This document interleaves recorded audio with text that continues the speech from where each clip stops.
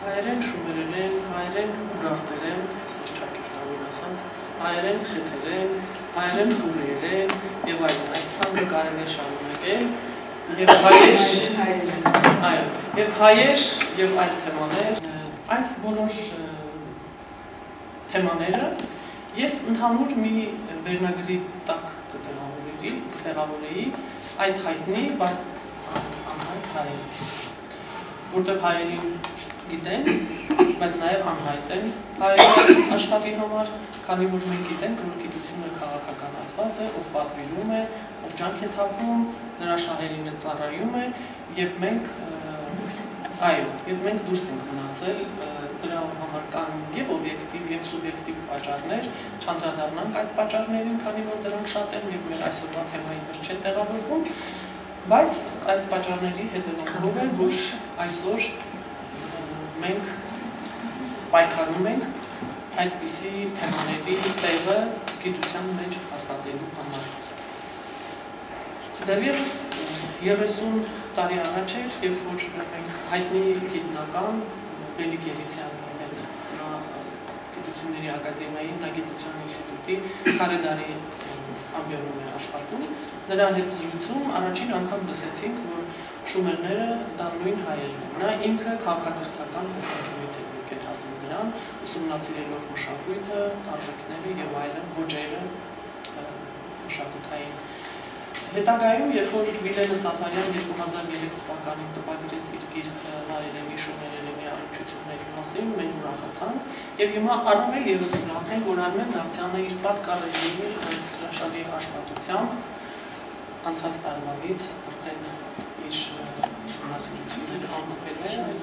հատորյակի մեջ եւ հուսանք, որ սա միակը չի մնա Արմենի համար, մենք մեծ հույսեր ենք կապում բոլորս, ովքեր որ շահագրգիռ են ազգային խնդիրներով, այո, ազգային գիտության զարգացման, հայերի դերի ճշտումով աշխարհում, բոլորն էլ շատ կարծում եմ, որ ուրախ կլինեն այդ աշխատանքների շարունակության համար։ Հիմա ասպարեզը թողնենք պարոն Դավթյանին եւ լսենք նրան։ Բարև ձեզ։ Ես ուրախ եմ, որ հետաքրքրություն կա այս թեմայի շուրջ, այս թեմայի նկատմամբ։ Ես համաձայն եմ, որ հումանիտար գիտությունները քաղաքականացված են եղել, բայց այնուամենայնիվ գիտությունը ունի օբյեկտիվ չափանիշներ, բարեբախտաբար, եւ այդ օբյեկտիվ չափանիշները այնուամենայնիվ փորձում են կիրառել մարդիկ, նույնիսկ պատմության զեղծարարները փորձում են այդ օբյեկտիվ չափանիշների տպավորություն ստեղծել, որտեղ այսինքն փորձում են խաղալ այդ կանոններով։ Բայց ես նաև ուզում եմ ասել, որ մեզանում մի քիչ գերագնահատված է, այս ընդհանուր ներածականում եմ ասում, նաև ձեր խոսքի կա, մեզանում մի քիչ գերագնահատված է այդ քաղաքականացումը, ինչի հետ է դա կապված։ Այսինքն մենք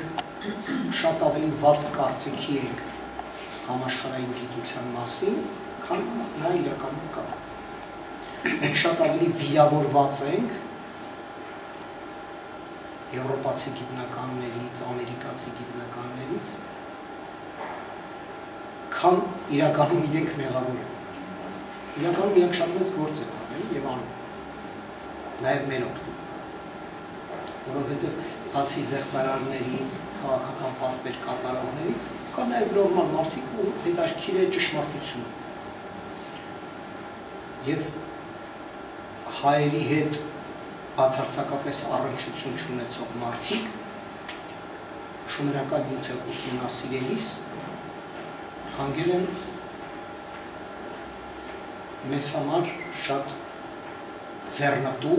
եզրակացությունների։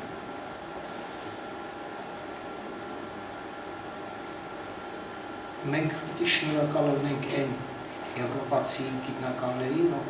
եւ ամերիկացի, ովքեր եղել են հսկայական շումերական նյութ, դասել են, վերցանել են, հրատարակել են Ուրեմն իրենց արածի հիմքի վրա է, որ մենք այսօր կարող ենք այդ իրենց դրած հիմքի վրա նոր քարեր շարել։ Ուրեմն այս քարտեզը սա հայոց լեզվի անջատման քարտեզն է։ Ինչպես գիտենք, հայերենը եվրոպական լեզվաընտանիքի պատկանող լեզու է եւ այդ նախնական մեկ լեզվից եղել է մի ազգ, որ խոսել է մեկ լեզվով եւ հետո անջատվել լեզուները, սկսել են բաժանվել։ Ահա այդ անջատումը հայերենի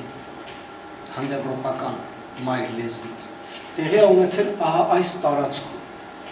Ուրեմն, որպեսզի պատկերացնենք այս ինչ քարտեզը, այստեղ, եթե տեսնում եք, լավ տեսողությունություն եք, սա Կասպից ծովն է, այսպես։ Սա այսպես, սև ծովն է այստեղ։ Այսա Պոլիսն է։ Այստեղ Սիրիան է, այստեղ Սիրիան է, այստեղ Իրաքը, այստեղ Իրանը։ Այսինքն, ահա այս կետում, սա այն կետն է, որտեղ ընդհանուր են Սիրիայի սահմանը, Իրաքի սահմանը եւ այսօրվա Թուրքիայի սահմանը։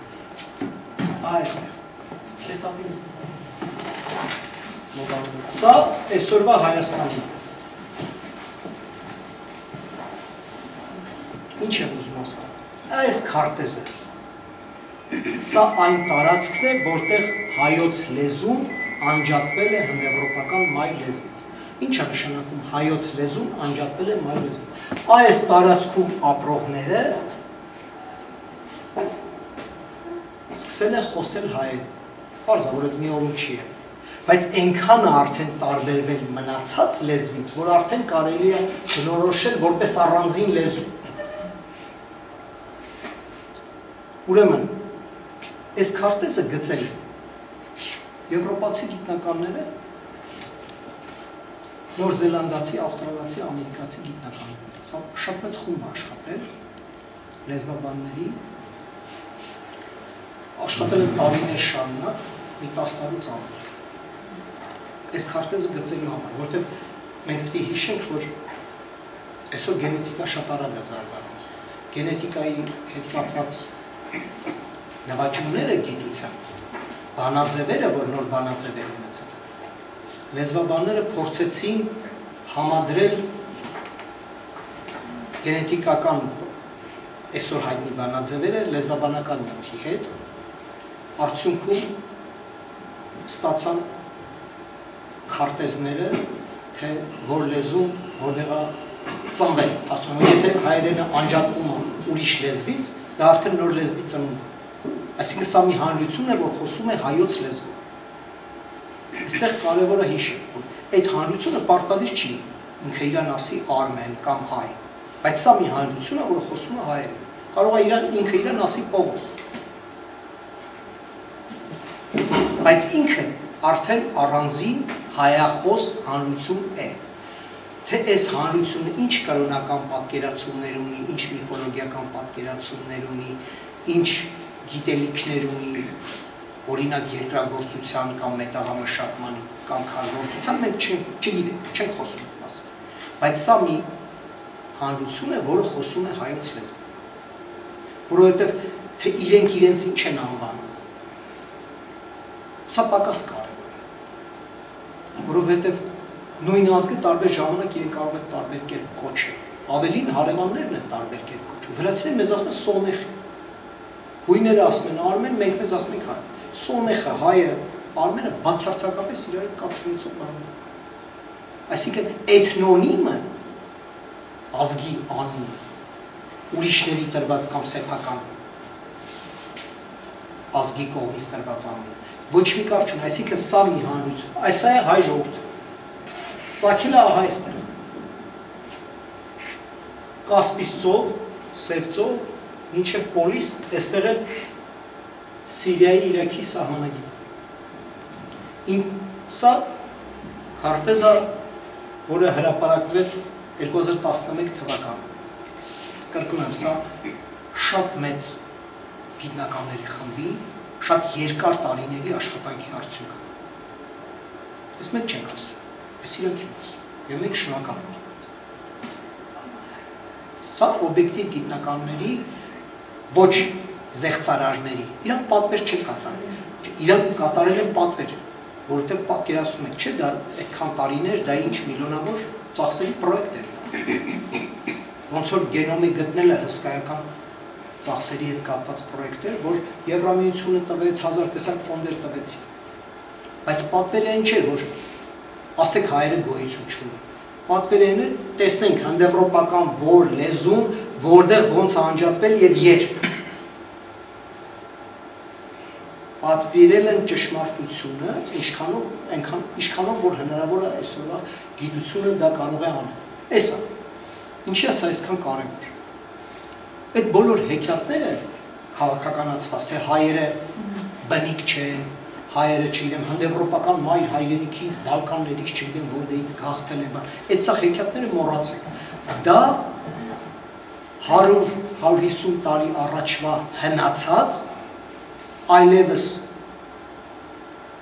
հերքված գիտական կարծիքներ են։ 150-100 տարի առաջվա հնացած հերքված գիտական կարծիքները մոռանում են։ Այսօրվա գիտական ճշմարտությունը սա է։ Վաղը գիտությունը կապացուցի, որ ուրիշ մոլորակից ենք եկել, կասենք ուրիշ մոլորակից ենք եկել։ Այսօրվա գիտական ճշմարտությունը սա է։ Երբ որ տարբեր գիտնականներ կապ էին տեսնում հայերենի և շումերենի միջև, հայկական քաղաքակրթության, շումերական քաղաքակրթության մասին, այդ նույն 100 տարի առաջ, ինչ էին ասում այդ մարդկանց, ասում են դա ինչ հակագիտական կարծիք է, հայերը հնդեվրոպացիներ, ուրեմն այստեղ չեն, հայերը գտնվում են դեռ իրենց հնդեվրոպական նախահայրենիքում, երբ որ շումերները ահա այստեղ են, այսօրվա Բաղդադը ու հարավ, պատկերացրիք չէ այստեղ են, եթե շումերները այստեղ են հայերը Բալկաններում, ոնց կարող է հայերն են դրան կամ հայերին ցեղակիցն են կամ կապ ունեն, բացարձակ ոչ մի կապ, մոռացեք, աշխարհագրական առումով իրար հետ կապ չունեն, երկրորդ։ Հայերենը շումերերենի հետ չի կարող կապ ունենալ, որովհետև շումերերենը երբ որ գոյություն էր, երբ որ գրած են այդ սալիկները, դեռ հայոց լեզու գոյություն չունի։ Ասում էին հայոց լեզուն դեռ չի անջատվել հնդեվրոպական մայր լեզվից։ Ինչպես մենք կարող ենք համեմատել շումերերենը, կոնկրետ վկայված գրավոր այս լեզուն, մի լեզվի հետ, որը դեռ գոյություն չունի։ Մեր թվարկությունից առաջ 3-րդ հազարամյակում։ Այսինքն կա աշխարհագրական անհամապատասխանություն, հայերը հարևան չեն,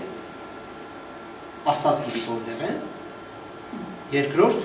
հայոց լեզուն էլ դեռ չկա։ Հիմա այսօրվա տվյալները եւ գենետիկների եւ լեզվաբանների ասում են, որ հենց այդ ժամանակ արդեն հայոց լեզու կա։ Ավելի Եփրատ ու Տիգրիս գետերով, այսպես այստեղ միջագետ կա։ Եփրատ ու Տիգրիս գետերով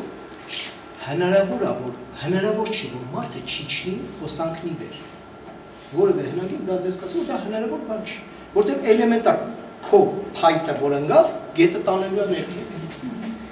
Ավելին ասեմ, մինչև 15 թվականը այդ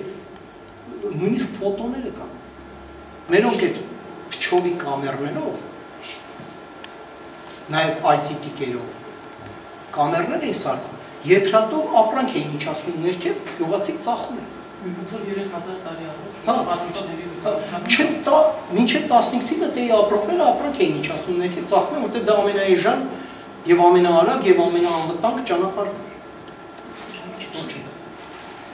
Ուրեմն, ինչ ունենք մենք։ Մենք ունենք վերանայված աշխարհագրություն, հայերը անմիջական հարևանն են միջագետքի։ Մեկ, և ունենք վերանայված ժամանակագրություն, մերի ժամանակ հայոց լեզու արդեն կա, արդեն անջատված է, այս երկուսը ինչ է ցույց տալիս, որ ստեղից իջնողը, իսկ շումեր իջել են հենց այս տեղից, Եփրատի եւ Տիգրիսի վերին հոսանքներից են իջեր։ Սա ապացուցված է հնագիտորեն։ Ավելի շումերական երկրագործության ավելի հին տարբերակը, ավելի կոնկրետ, նույնիսկ կա թե ինչ տեսակի գարի է, դա 6 շարքանի գարին։ 6 շարքանի գարի տեսակա, որի հասկի վրա 6 շարքա, ամեն շարքը 10 հատ։ 6 շարքանի գարի է։ Եվ դա հյուսիսային միջագետքում ապեղված։ Այն հյուսիսային միջագետքում, որ մեր աղբյուրները կոչվում են միջագետ կայոց։ Այսինքն հնագիտորեն էլ նույնիսկ գիտեն, թե հացահատիկի մշակումը ոնց է կամաց-կամաց իջել ներքև։ Այսպիսով, մենք ոչ միայն իրավունք ունենք, այլև մենք պարտավոր ենք ստուգել, արդյոք ստեղից, եթե այստեղ է հայոց լեզու եւ այստեղից իջնում են միջագետ, այս իջնողները հայախոս են, թե չէ։ Եթե հայախոս են, ինչով է դա արտահայտվում։ Ուրեմն շումերերենում մենք պիտի ունենանք հայերեն բառեր։ Հիմա այստեղ կա մի հատ ուրիշ բան։ Օրինակ ֆրանսիացի մշակութաբանը հանգել էր նրան, որ շումերական ճարտարապետության շարունակությունը ողջ տարածաշրջանը մենք տեսնում ենք միայն հայերի մոտ։ Նույնիսկ ուշ միջնադարում, նույնիսկ մինչև հազարաշենը կա մենակ Շումերում ու Հայաստանում։ Այսինքն մյուս ազգերը, որոնք ապրել են այդ տարածքում, մշակութային ժառանգորդը չեն։ Այդ ֆրանսիացի անունը միշտ նորանում շատ բարդ անուն էր, հեսա կայշին կասեմ։ Ապացուցում է, որ ինք չի ասում շումերները հայ, ասում է շումերական ճարտարապետության շարունակությունը մենք տեսնում ենք միայն Հայաստանում հայերի մոտ։ Նույնիսկ ուշ միջնադարում։ Այսինքն տարբեր գիտնականներ, տարբեր բաներ ուսումնասիրելիս գալիս էին հանգում էին ընդհանրությունների։ Մեկ ուրիշը, օրինակ գերմանացի լեզվաբանները 30-ական թվերին, 40-ական թվերին ասում են, որ սա եվրոպական լեզու է շուտով։ Ավելի մեր բառարանում Մալխասյանի բառարանում, եթե դուք բացեք կարդաք, սումերացի։ Շումեր նույնն է, որտեղ սեպագիրը շանուսը չի տալու։ Սումերացի դիմացը գրած է։ Հնդ կա եվրոպական ժողովուրդ։ Բայց դա 44 թվին հրատարակվել է գիրք, այդ բառարանը։ Մալխասյանի 4 հատորներ, հայերեն բացատրական բառեր։ Ինչ եմ ուզում ասել։ Այսինքն երկրորդ համաշխարհայինից հետո այն գերմանացի լեզվաբանները, ովքեր ասում են, որ շումերերենը հնդեվրոպական է, հայտարարվեցին ֆաշիստ։ Որտեղ այն ժամանակ դե չէին ասում հնդեվրոպական, ասում են արիական լեզվաընտանիք, բայց տերմինի հարց չի։ Մի ասում ասենք հնդեվրոպական, որ բան չլինի, քաղաքականապես կոռեկտ է։ Մի ամեն ինչ ուզում եք դեր, դա նույն լեզվաընտանիքի մասին է խոսքը։ Եվ երկրորդ համաշխարհայինից հետո քաղաքականացվեց այդ հարցը։ Հիմա բոլորին ձեռնտու ասել, որ չգիտենք ինչ լեզվաընտանիք է, կովկասյան չի, սեմական չի, հնդեվրոպական չի, թուրքական չի, չգիտենք ինչ է, սա բոլորին ձեռ է տալիս։ Բոլորին ձեռ է տալիս, որ շումերականը մեծ ու հզոր այդ հարուստ քաղաքակրթությունը չունենա ժառանգորդ, չունենա իրավահաջորդ։ Մնա անտեր։ Ասում են դե դա մարդկության քաղաքակրթական հարստությունը, ով ինչ վերցրել։ Թաղումները ուսումնասիրողները, երբ որ պեղում են, տեսնում են, որ թաղումները հիմնականում խսիրի պարկի մեջ են թաղում, ճիշտ այդպիսի թաղումներ կան Հայաստանում, խսիրի պարկի մեջ, դա պատանքի մեջ է, բայց խսիրում։ Հետո գանգերը նայեցին, ասացին, սրանք մաքուր են եվրոպական գանգեր։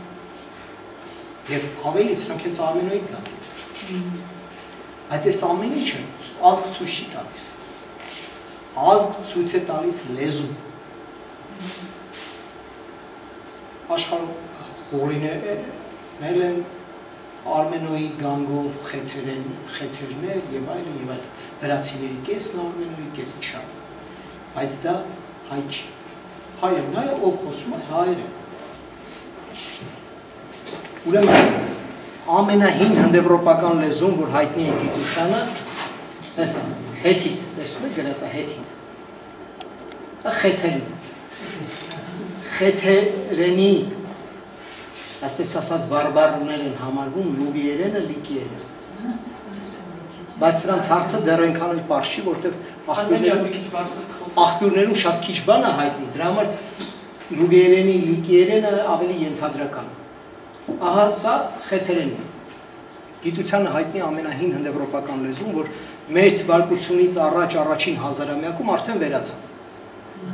Դադարեց գոյությունը։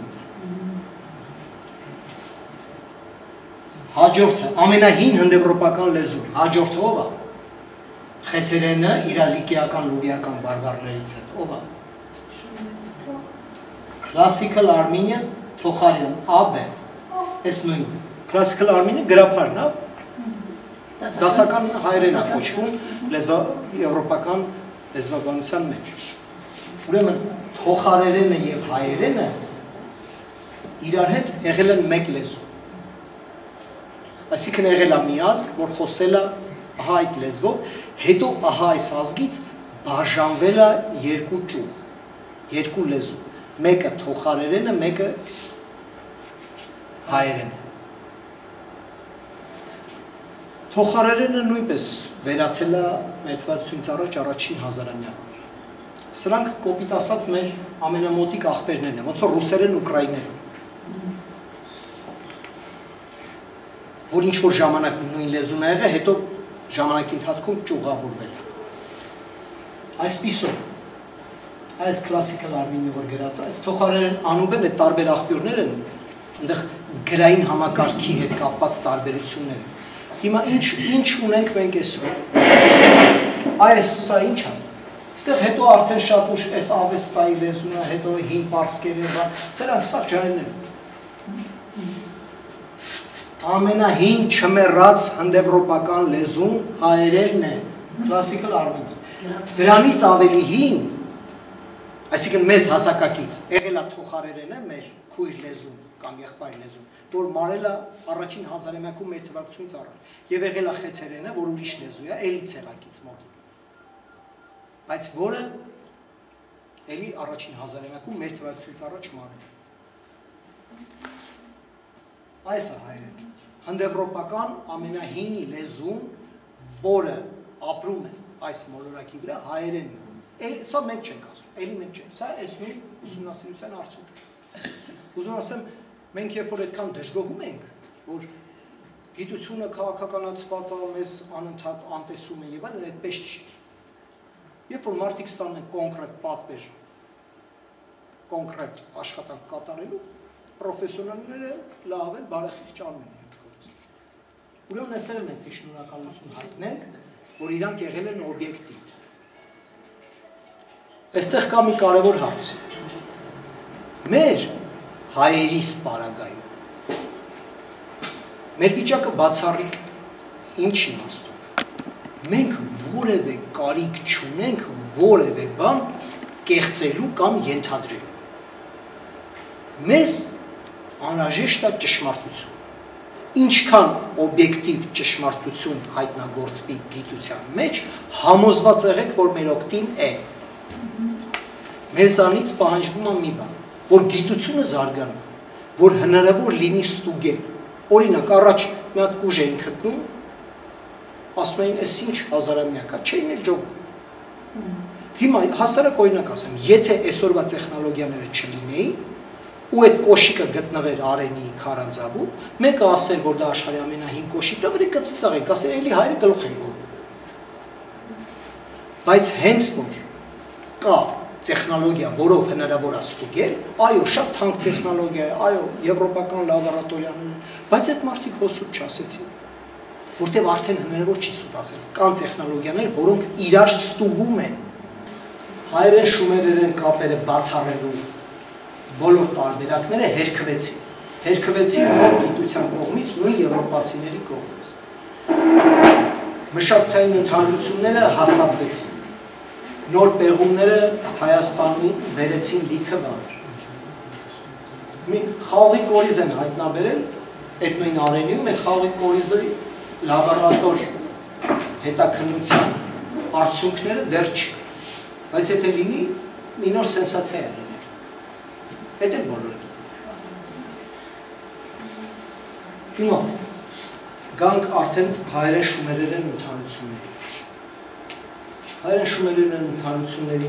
վաղուց են նկատվել, բայց դրանք համարվել են կամ պատահական ընդհանրություններ, կամ փոխառություններ, ընդ որում ուղղակի փոխառությունները նույնպես բացառվել են, քանի որ նախկինում ասում են, որ հայերը շումերները հարևան չեն եղել, ուրեմն փոխառությունները կարող են լինել միջնորդավորված, այսինքն մի լեզու շումերներից, օրինակ աքադները վերցնում են մի բառ, հետո դրանից անցնում են մի հարևանին, հետո նրանց հետ հայերը շփվելով դա վերցնում։ Այսինքն կան մշակութային, այսպես ասած, այն ինչ որ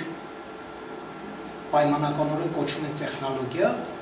օրինակ թոնիրը տեխնոլոգիա է եղել ժամանակին։ Թոնիր բառը ամբողջ տարածաշրջանի բոլոր լեզուներում կա, թոնիր, թոնդիր, թունդիր։ Ինչ է սա նշանակում։ Սա նշանակում, որ սա մշակութային փոխառություն է։ Դա չի նշանակում քրդերների շումերների հետ հավասար այդ թոնիրը սարքել։ Այստեղ չենք կարող ասենք բառը ումն է, եթե տարածաշրջանի բոլոր լեզուները ում են։ Եվ հայերեն շումերերեն ընդհանրությունները փորձում էին ահա այս տարածաշրջանի ընդհանրություններով բացատրել։ Ոմանք բացատրում են, որ գուցե շումերերենում կա հնդեվրոպական ենթաշերտ եւ այդ քանով այդ հնդեվրոպական ենթաշերտը, քանի որ հայերենն էլ հնդեվրոպական լեզու է, ընդհանուր է եւ այլն։ Այսինքն փորձում են ահա այսպիսի բացատրություններ տալ պարզ բաներով։ Դրա համար շատ կարևոր էր այսօրվա գիտության լույսի ներքո ստուգել շումերերեն հայերեն ամբողջ բառապաշարը։ Ինչքան բառ որ մեզ հայտնի է, համեմատել հայերեն բառերի հետ։ 20-ական, 30-ական թվականներին քիչ բառեր հայտնի շումերերենից։ Այսինքն գաղափարագիրը կա, գիտեն ինչ է նշանակում, բայց շումերերենում ինչպես է դա հնչել չգիտեն։ Որոշ դեպքերում գիտեին, որոշ դեպքերում չգիտեին։ Եվ մենք շնորհակալ ունենք աքադներին։ Աքադները արևելասենական ցեղեր էին, որ եկան Միջագետք, սկսեցին ապրել, խոց ներգաղթ եղավ։ Ոնց է հիմա ասենք, պակաս բարեկեցիկ երկրներից կա գաղթ դեպի ավելի բարեկեցիկ երկրներ, այն ժամանակ էլ այդպիսի գաղթ եղավ։ Եվ քանի որ շումերը շատ բյուրոկրատական պետություն էր, այն իմաստով որ շատ էին գրում, ամեն ինչ գրում, հաշվապահությունը շատ խիստ էր։ Պետք է գրի առնել, այս ինչ այգուց հավաքվեց այսքան բերք, որից այսքանը պիտի տրվի տաճարին, այսքանը պիտի բաժանվի աշխատողների մեջ։ Նույնիսկ երբ որ ջուրը կապում էին, ես այդ օրինակը շատ եմ սիրում, երբ որ ջուրը կապում էին, որ այգիները ջրե, այդ ջրի հետ ձկներ էին գալիս։ Հատուկ մարդ կար, որ կողովով այդ ձկները հավաքում էր այգու մեջից, մարգերի մեջից։ Ու գրում էր, որ այս մարգերից հավաքվեց այսքան կողով ձուկ։ Այդպիսի գրագրություն կար, պարտադիր, հաշվապահություն կար։ Ու պլյուս կրոնական անհրաժեշտությունները շումերերեն էին եւ եկած աքադները պիտի սովորեին այդ լեզուն, ինչպես որևէ միգրանտ պիտի սովորի պետական լեզուն, որտեղ եկել։ Ինչ էին անում։ Իրանք ստեղծեցին բառարաններ, աքադներ, որտեղ վերցրին նախ շումերական գիրը, սկսեցին նույն վանկերով գրել իրենց լեզվով։ Դա նույնն է, որ ասենք թուրքերը վերցնում են լատինատար եւ գրում են իրենց լեզվով, այսինքն գրային համակարգը ուրիշինն է, բայց գրում ես քո լեզվով։ Ճիշտ այդպես աքադները շումերական սեպագիրը վերցրին, սկսին գրել իրենց լեզվով։ Հետագայում այդ նույն շումերական սեպագիրով գրեցին բոլորը, ամեն մեկը իր լեզվով, ուրարտուն, խեթերենը եւ այլն, բայց դրանք բոլորը շումերների սարքածներ այդ համակարգն էր։ Ուրեմն այս բառարաններում շումերական սեպանշանի դիմաց դրված է ոչ միայն այդ բառը ինչ է նշանակում, նաև գրված է թե ինչպես է հնչում շումերերեն բառը, այսինքն տրանսկրիպցիա։ Ոնց որ անգլերենի բառի նշանակությունն գրած ու դրած է տրանսկրիպցիան ինչպես հնչեցնել բառը։ Այսպիսով այսօր արդեն 21-րդ դարում, որ երբ որ հրապարակվեցին ակադերեն այդ բառարանները, դասագրքերի, բոլորը չէ, բայց շատ բառ հրապարակվեց։ Մենք այսօր շումերերեն բառերի մասին շատ ավելի գիտենք։ Մենք գիտենք ինչպես է հնչել բառը եւ ինչ իմաստ է ունեցել։ Բայց այստեղ իհարկե կա որոշ աղավաղ։ Աղավաղման պատճառը հետևյալն է։ Երբ որ մենք փորձում ենք մի լեզվով արտահայտել մեկ ուրիշ լեզվի բառ, այստեղ անպայման կորուստ է, որովհետև երկու տարբեր լեզուներ ունեն երկու տարբեր հնչողական համակ։ Սովորական պարզ օրինակ, փորձեք ռուսերեն տառերով գրել հայերեն բառեր եւ կտեսնեք, թե ինչքան շատ դեպքերում աղավաղումներ լինում։ Լինում որ չի լինում աղավաղում, նայած բառ, բայց շատ դեպքերում լինում են աղավաղումներ, որովհետև դա լրիվ ուրիշ լեզու։ Հիմա սերմական այդ լեզուն ակադերեն, լինելով լրիվ ուրիշ հնչյունական համակարգի կրող, նա չէր կարողանում արտահայտել շումերերենի ամբողջ հնչյունական գունապնակը։ Դա նույնն է, որ այսօր մենք անգլերեն տրանսկրիպցիա կարդալուց դժվարանանք։ Այսօր լատինատար հայերեն այ պատկերացրեք լատինատար հայերեն։ Երբ որ ես գրում եմ օրինակի համար, ես մեղակ ես Տեր Աստված, այս օրինակը պիտի ասեմ։ Նոր տարում ես ստացա իմ հեռախոսի վրա մայր աթոռից գրած է Քրիստոս թսնավ, ծնգրել եմ թսը եւ հայտնե թսավ։ Հիմի ես որ հայերեն գիտեմ, ես հասկանում եմ ինչ է, որտեղ ես գիտեմ, որ այնտեղ պետք է լինի ց, քանի որ ց չկա, փորձել են ց-ով արտահայտել, ց-ն էլ անգլերենում գրվում է թս, բայց եթե ես հայերեն չիմանամ, ես պիտի ասեմ, որ գիտեք, հայերենում, իբր թե հայերեն գիտեք, եթե ես ահա այդ լատինատար հայերենն եմ սովորել, ես պիտի գամ ասեմ թսնավ, հայտնե թսավ, եւ բոլորին պետք է թվա, որ ես հայերեն եմ խոսում։ Իրականում սա աղավաղում է։ Մոտավոր ճշտությամբ եմ ես խոսում։ Ահա այս ակադերենի աղավաղման պահը կա, դա գիտակցում են բոլոր գիտնականները, որտեղ պարզ է, որ սեմական այս լեզուն չի կարա ոչ սեմական մեկ այլ լեզվի հնչյունական համակարգի հետ համապատասխան հնչողություն ունեն։ Ուրեմն, որն էր իմ խնդիրը, իբրև լեզվաբան, փորձել գտնել այն օրինաչափությունը, թե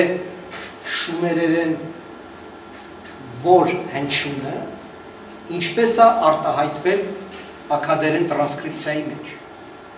Կոպիտ ասած, եթե գրած է աստղիկ ռուսերեն, մենք գիտենք, որ այդ խեյտերը ղեյ, որտև հայերենը գիտենք։ Եթե մենք հայերենը չգիտենք, մենք չգիտենք այդ բառը ոնց է հնչում, մենք ենթադրում ենք խեյը ղեյ։ Կամ հակառակը, եթե գրած է գեգամ, մենք չգիտենք դա գեղամ է, թե գեղամ չի։ Եթե հայը գիտի, ուրիշ մեկը չգիտի, ինքը գրում է գեգամ։ Ինքը տեսականորեն իբրև լեզվաբան, գիտի, որ այդ գեյտա կարա լինի ղ, ինքը ասում է, եվրոպացի լեզվաբան, ասում է, ստեղ կարա լինի ղեղամ, կարա լինի ղեգամ, կարա լինի գեղամ, երկու գեյերի տակ էլ կարա ղել, բայց կարա չլինի։ Այսինքն միայն պիտի գտնես այն լեզուն, որը ճշգրիտ ցույց է տալիս ինչպես հնչեցնել։ Այսպիսով ես տրանսկրիպցիաների վրա, ակադական տրանսկրիպցիաները ճիշտ կարդալու վրա ծախսել եմ 4.5 տարի և կարծում եմ, որ գտել եմ սկզբուկ։ Ուրեմն, սկզբուկը շատ նման է այն սկզբունքին, որով ռուսները գրում են հայերեն բառերը։ Կամ անգլերեն, լատինատար գրում են հայերեն բառերը։ Նույն սկզբունքին։ Ուրեմն ջն, ջ չկա սեպարացիա։ Ջն արտահայտում է դ-ով, այսինքն շումերում կա ջ, ակադները չունեն ջ, ոնց որ ռուսները չունեն ջ, ռուսները ոնց են գրում են դժ, ակադները պարզապես գրում են դ։ Օրինակ, ջուր բառը գրված է դուր, ռուսները պետք է գրեին դժուր,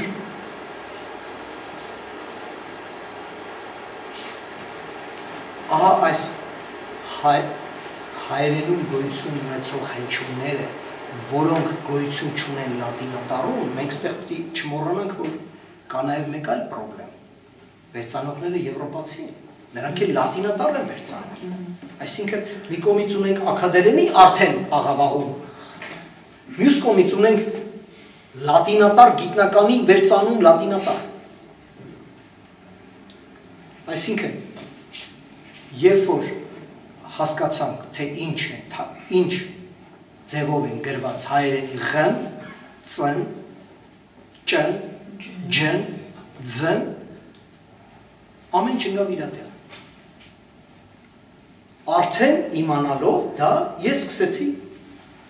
ստուգել ամբողջ բառապաշարը, ինչ որ հայտնի է շումերերեն։ Ու ստացա հետևել արդյունքները։ Այս գրքում 2000-ից ավել հայերեն բառեր կա շումերերենի հետ նույնը, 2000-ից ավել։ Այստեղ ես ենթադրում եմ, որ 100-ից 150-ը ինձ համար կասկածելի է, բայց ես այնուամենայնիվ դրել եմ, որ հետագայում հնարավոր է լինի ստուգել։ Կարող է պարզվի ճիշտ է իմ կռահումը, կարող է պարզվի պարզապես նման։ Ես ենթադրում եմ, որ կարա լինի ևս 100 սխալ, բայց այդ շումերերեն տեքստերը 3-րդ հազարամյակից մեր թվարկությունից առաջ հիմնական տեքստերի մեծ մասը, որ նաև արտագրությունները 20-րդ դարում տեղի ունեցավ շումերական մշակույթի այսպես ասած վերելք եւ գրավոր մշակույթի վերելք, երբ որ սկսեցին հին աղբյուրներից այն ինչ որ իրենք համարում էին կարևոր արտագրել, այսինքն գրչության կենտրոնները։ Ոնց որ մեր մոտ գրչության կենտրոններ կան, ասենք 15-րդ դարում գրի էին առնում խորենացում, մենք հո 5-րդ դարի խորենացում մատյան չունենք, մենք ունենք 10-րդ դարից, 11-րդ դարից։ Դա արդյունք է անընդհատ արտագրելու եւ գրչության կենտրոնների։ Ուրեմն 20-րդ դարում այսպես կոչված դպրոցական շումերերենն է, երբ որ հսկայական քանակությամբ տեքստեր սկսեցին արտագրել պատմության համար պահել։ Դրանք եւ դիցաբանական տեքստեր են, եւ երկրագործական հրահանգներ են, եւ հաշվապահական հսկայական։ Մի խոսքով, այս բառապաշարը, երբ որ մենք նայում ենք, մենք տեսնում ենք, որ ինչ եմ ուզում ասեմ, որ 20-րդ դար մեր թվարկությունից առաջ արտագրած է, բայց ինքը ավելի հին աղբյուր է։ Կարող է 500 տարի հին լինի կամ 300 տարի հին լինի։ Ոնց որ 15-րդ դարից ունենք 1000 տարի առաջվա խորենացու աղբյուր։ Ուրեմն այսօր մենք 21-րդ դարում ենք։ Հիմա հաշվի 5000 տարուց ավել ժամանակային տարբերությամբ 2000 բառ։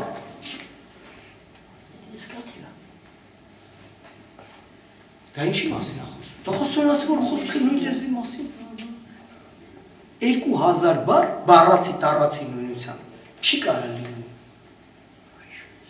5-6000 տարվա տարբերությամբ։ Որովհետև լեզուները փոխվում են ժամանակի։ 2000 արմատներով։ Հա, արմատի մասին եմ խոսում, այստեղ բառարմատ։ Իհարկե հետաքրքիր որ նաև բառեր կա։ Ու ինչն է հետաքրքիր որ բառերը ահոդակապ չկա, ուղղակի կապած են իրար։ Ասեն գրած է այգու ծեգա։ Երկու բառ, այգ եւ ծայգ։ ծեկ։ Սա մեր հայկական ժամանումների առաջին ժամանումն է այգ, երկրորդ ժամանումն է ծայք, ծայք կամ ծեկ, ծեկ, նույն բանը։ Ուրեմն ընդեղ դա բարդ բառ է, այգ ու ծեկ, նաև բարդ բառ է, ուրեմն բառանը բերել են, իրանք չգիտեն, որ դա բարդ բառ է, դրանց այգ ու ծեկ դիմացը անգլերեն գրած է լուսաբաց, արշավից։ Իրականում դա բարդ բառ է, հայերեն այգ և ծայք բառերն են, այգ ու ծեկ։ Իսկ ինչու այգու, որովհետև այգ բառը գրափարում պատկանում է ու հոլովման, սեռականն է այգու, այդ որ ասում են էքուց, էդի այգուցն,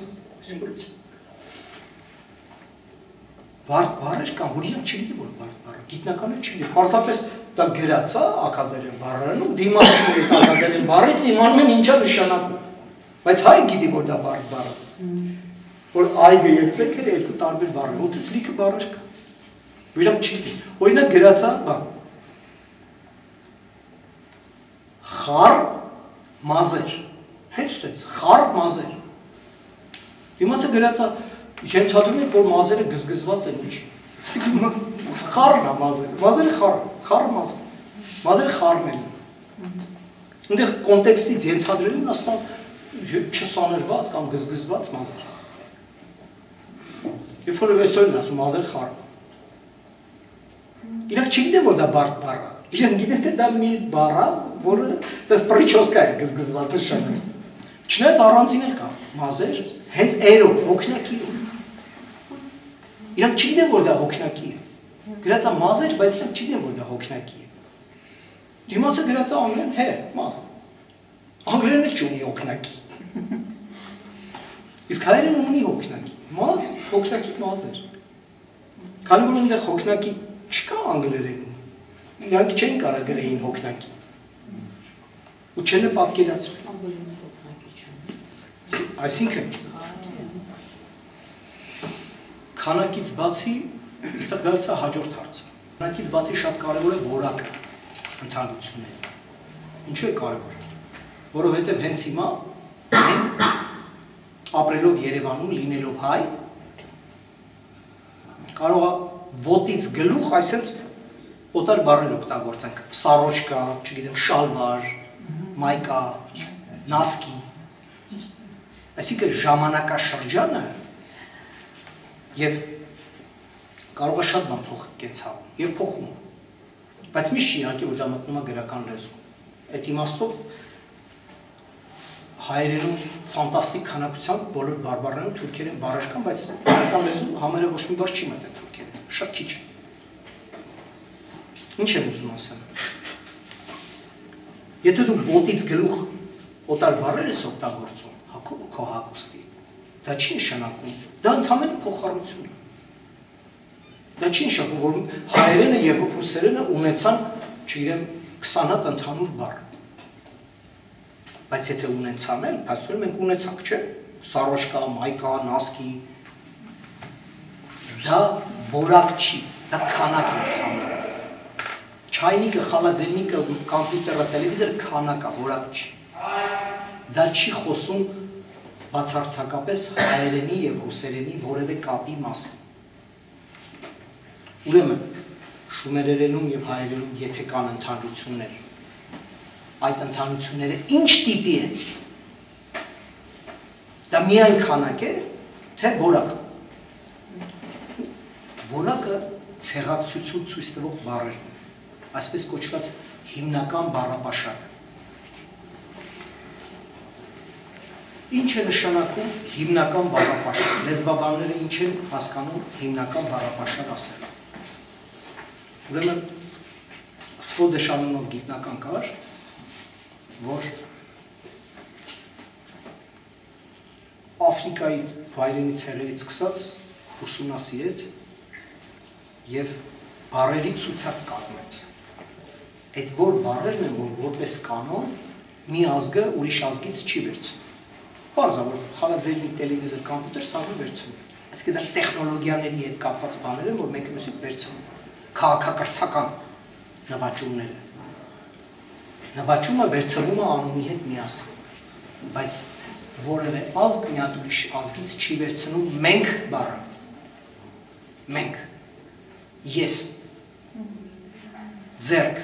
ոտք, աչք, մարզ, այդ բառերը ոչ մի ազգ, ինչքան էլ վայրենի լինի, ինքը ուրիշ ազգից չի վերցնում, ինքը ունի այդ բառը։ Ձեռք, ոտք, աչք, քիթ, բերան, կրակ, այրել։ Հետաքրքիր է, որ այդ ցանկում է շուն։ Իբրև առաջին ընտելացված կենդանի կամ առաջիններից մեկը։ Սվոդեշը կազմեց 100 բառանոց մի ցուցակ, այդպես կոչվում է պայմանական Սվոդեշի ցուցակ։ Այսինքն, երբ որ ասում ենք հիմնական բառապաշար, հասկանում ենք տվյալ լեզվի հիմնական բառամթերքը կազմող բառերը, որոնք վերցված չեն մեկ այլ լեզվից, որպես կանոն չեն վերցվում, դրանք բացառիկ դեպքերում։ Եվ ահա հենց այդ բառերը աչք, տեսեք, մի անգամից ասենք, հայերեն ակը, նույնը ինչ որ ռուսերեն օկը, ռուսերեն օչի հոգնակի, հայերեն աչ, քն հոգնակի է, նույն բառի ակ օկը, աչ օչ, մի անգամից ցեղակցությունը զռում է, որ մենք գործ ունենք ցեղակից լեզուների հետ, բայց եթե մենք վերցնենք տրակտոր բառը, ոչ մի չենք պարզի։ Ուրեմն Սվոդեշի ցուցակը, երբ որ մենք նայում ենք շումերերենի, հայերենի, ես հատուկ առանձին աշխատանք գրեցի, բազմապետում ա տպվել, Սվոդեշի ցուցակի բառերը, այսինքն հիմնական բառապաշարի բառերը։ Եվ ինչ արդյունք մենք ունենք։ Ուրեմն ձեռք բառի հետ կապված ասեմ շումերերենում ինչ բառեր կան։ Ուրեմն ես ամբողջ խումբն եմ վերցրել իմաստային։ Ձեռ, բուր, կուրն, ծղի, ծղի հայերեն նշանակում է ձեռք, այն ոսկե ծղի անահիտ, նշանակում է հատկապես այս հատվածը, բազուկից միջև էստեղ, ուրեմն կոշ, հայերեն նշանակում է բռունցք, կոշ, բուր, մատ, ձեռ, ծղի, գլխի, դեմքի մասեր։ Չէ, ես միայն ձեռքի համար ուրեմն ափը կա։ Կոչ կա բոլոր ոսկորների հետ կապված, ցցված բոլոր ոսկորները կոչվում են կոչ։ Ուրեմն ոտքից կա կոչ, կոր, այդ էլ անասունի կաչղակն է։ Ուրեմն մի հետաքրքիր բան ես պարզեցի ինձ համար, շշմելու բաներ։ Այս դռան պետլերները, որ ծխին, ուրեմն, չեք պատկերացրել, դա շումերերեն բառ է, ծխնի բառի մեջ նին հոգնակի է, հայերենի սովորական հոգնակի է, որ շատ բառերի մեջ կա, բուն բառն է ծղ, այդ ծղը շումերերեն ծիղ բառն է, նշանակում է կրուկ, այսինքն ծխնի ասելով հասկացել են դռան կրուկ, երբ որ ես հինդրները ուրիշ սիստեմում են, իսկապես կրուկ է, տեսել եք հինդրը ոնց է։ Երբ որ ես աճարանի բառարանը բացեցի, ծխնի բառը բացատրելու համար, աճարանը դիմացը գրել է դռան կրուկ։ Իսկ հետո երբ որ ես բացեցի Մալխասյանի բառարանը, դեռ գրած է, որ առաջին իմաստն է այսօր դառել դռան կրուկ, բայց չի նախնական իմաստը եղել է պարզապես կրուկ, մարդու կրուկ։ Կրնքի վրա բաց։ Այո, կրնքի վրա դուռը բացել եւ այլն։ Այսինքն ծխնի բառի ծիղ արմատը շումերերեն կրունկ բառն է, պարզապես հոգնակի է։ Որպեսզի ավելի հասկանալի լինի, հինդրները վերևից ու ներքևից ունեցող եւ փոսիկ է, որի մեջ պտտվում են, այսինքն այսպիսի ծխնիներ չեն։ Իրանք մտել են հողի մեջ եւ իսկապես կրունկի նման սենց այսպես գնում փոսիկի մեջ է, պտտվում է։ Ինչ եմ ուզում ասել, որ հա, կրունկի կուր արմատը կա։ Կրուկն բառի մեջ հայերենում, ուկնը դա վերջացած է, մասնիկ է, ոնց որ արմուկն, կրուկ, կուրն է արմատը, ուրեմն կրուկ, ծխնի, կոչ, կոր, հետը նույն ոտնը, հետյոտն, հետևակ, հետո, թաթը, չկա թաթը, թաթ բառը կա, հենց թաթ, Եղուն։ Ուրեմն ամբողջ հարցն է, որ եղունգը գրվում է գաղափարագիր, գրվում է ձեռք եղջյուր կոմբինացիան, ձեռքի վրա ինչն է եղջուրը, եղունգն է, այսինքն գաղափարագիր կոմբինացիա, դրած է ձեռք եղջյուր եւ այդ կոմբինացիան նշանակում է եղունգ, բայց թե ինչպես է հնչել հայտնի չի։ Ուրեմն մի խոսքով ամեն մի ձեռքի, ոտքի, գլխի գանգ բառը, գլխի ոսկորը, էդ էլ կա, կոտ, գլխի ես մասը։ Այսինքն անենց մանրամասներով հայերը շումերեր միայն մարդու մարմնի մասը։ Բարձրանում հացը, այդ բոլոր բառերը, որ ասում եք, հայերեն հնչողությամբ են, այսինքն ոնց որ գիտեմ, որ այս բոլոր բառերը, հա այս բառերում գրած, այսինքն եթե այդ բառերը գիտնականներն են այնպես կապում։ Բայց ո՞րից իմանամ, այդ մյուս գիտնականները, կոնկրետ Պենսիլվանիայի համալսարանի կայքում, պարզապես այդ հայերեն բառերը գրված են լատինատար։ Մի դեպքում կոճի դեպքում, էլի գրած է դեյով կոդ, տիկարդաս կոճ։ Մի դեպքում գրված է կոտ, ես էլ ես կոտն։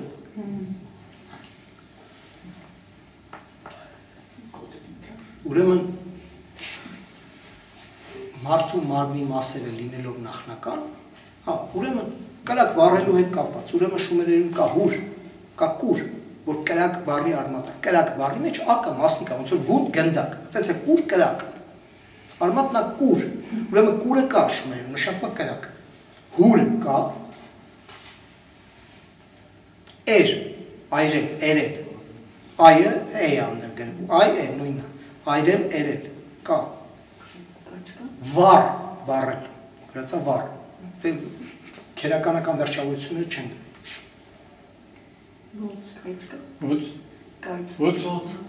Կայծ կա, նույնիսկ կա կայծ քար, գրածա քար գաղափարագիրը ու գրածա կայծ։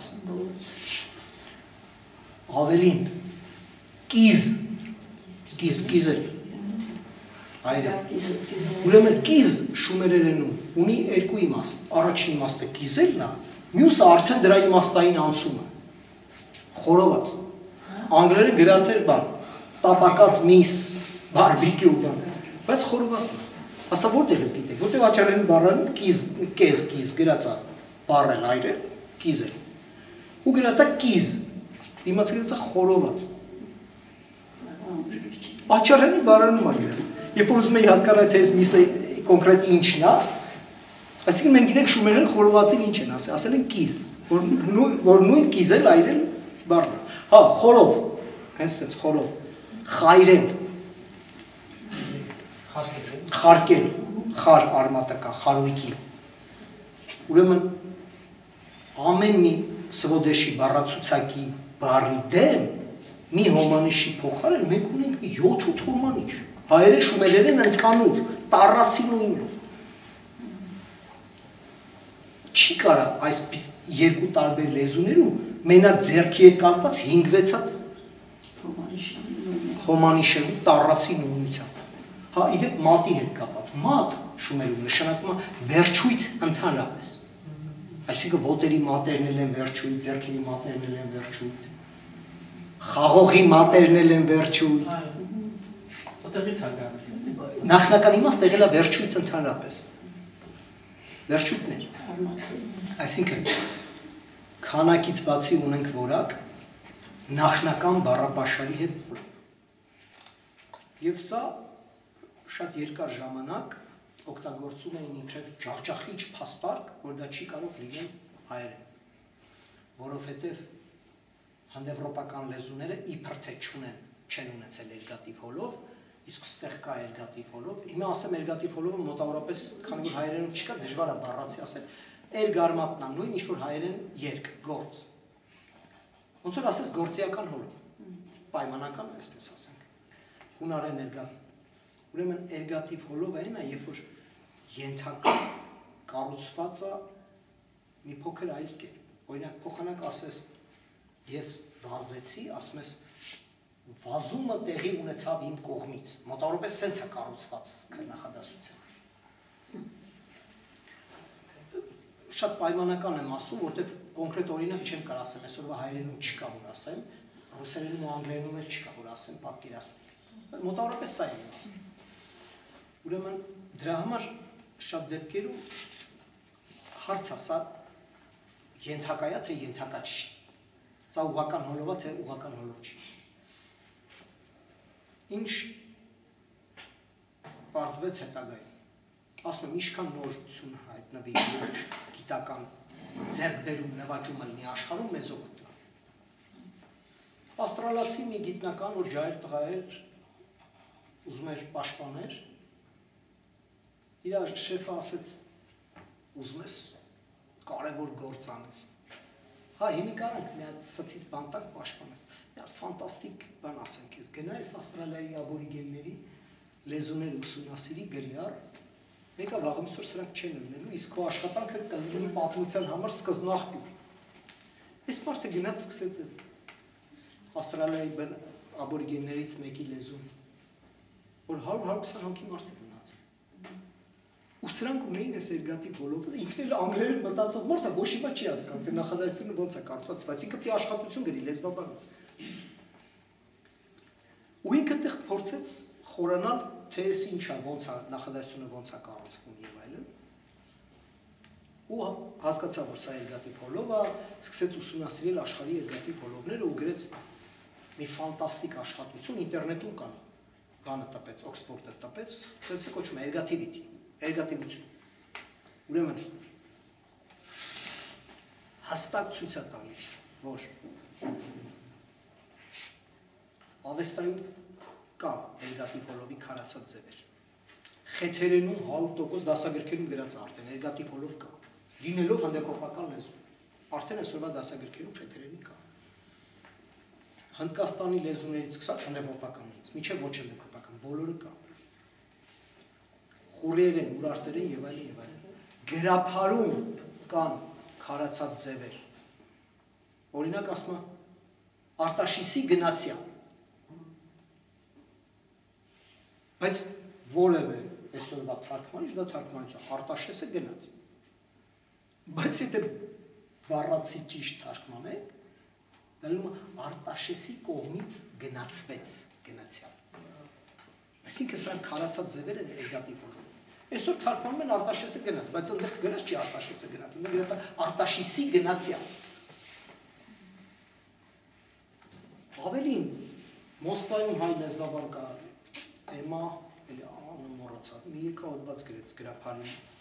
ergativ հոլովի քարացած ձևեր։ Եզրակացությունը մեր ռեգիոնների կապված։ Ասում այս ամբողջ տարածաշրջանը շումերեն են, խուրիեր են, ուրարտեր են, հայեր են, վրացեր են, բոլորը ունեն, խեթեր են, բոլորը ունեն։ Սա մի ռեգիոն է, որտեղ բոլորը ունեն, անկախ լեզվանտանիքից, վրացերենը կովկասյանը, խեթերենը հայերենը, հնդեվրոպականը, ուրարտերենն ու խուրերենն էլ չգիտենք, բայց մեկը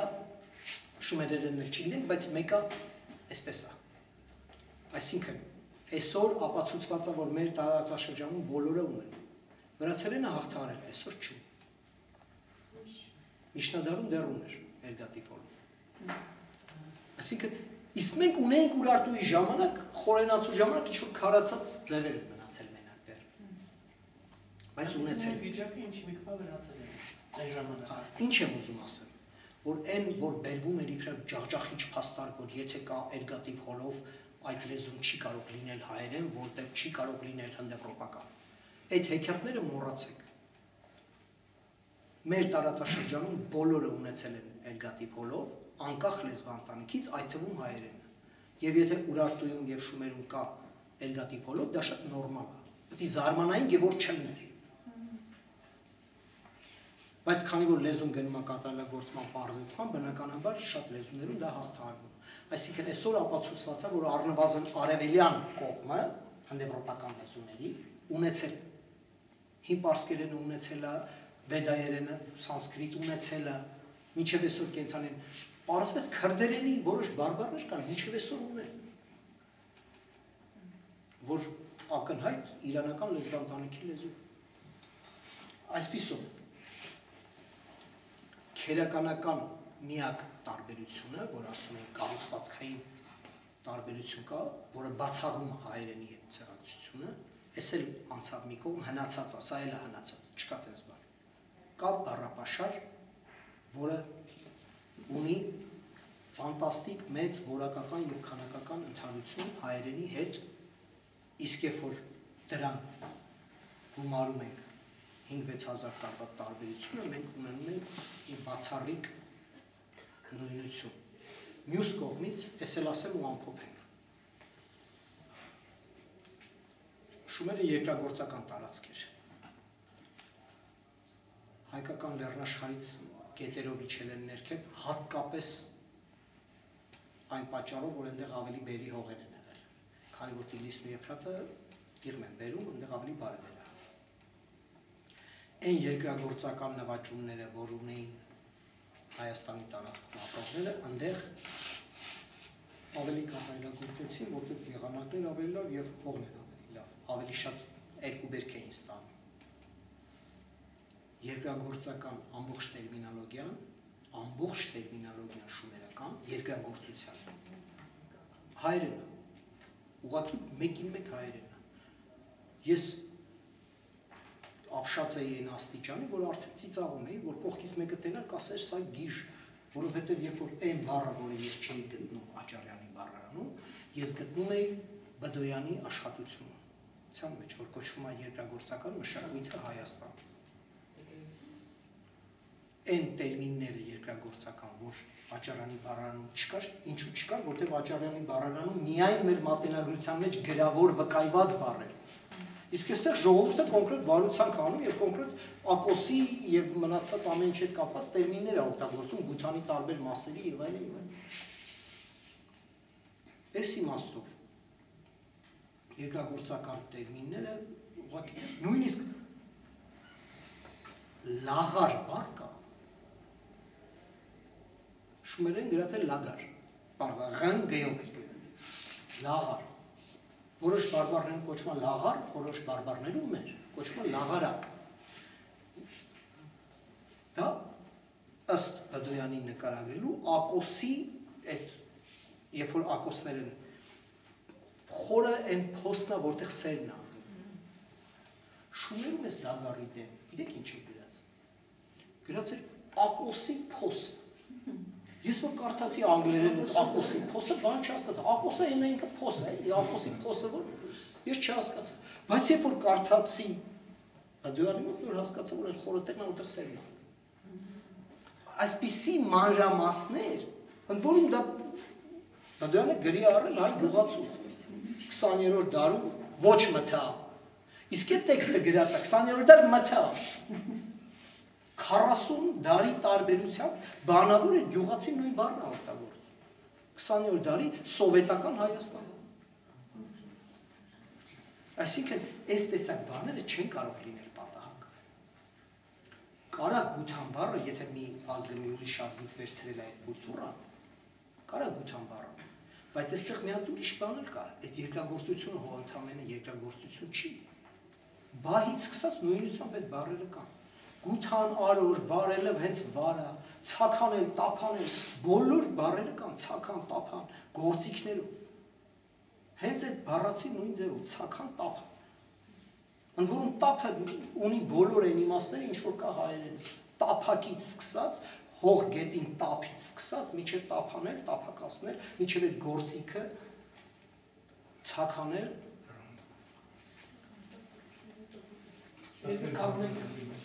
Կամը,